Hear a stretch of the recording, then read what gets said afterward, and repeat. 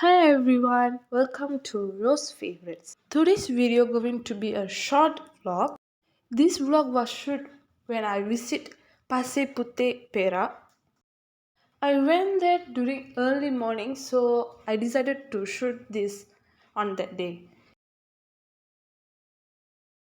Since that time is on weekday, the road was very busy because schools are open and many have to go to office at that time.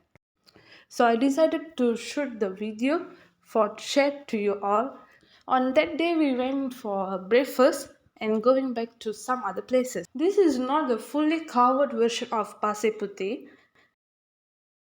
I only cover few places only because this is not a pre-planned vlog. I just want to shoot to share with you all.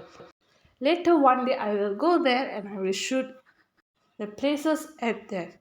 As far as I know, I think the place is so busy at early morning, and there are many type of shops are at there also. I love the vlog very much. If you like this vlog, do like this video. Thank you for watching. Bye.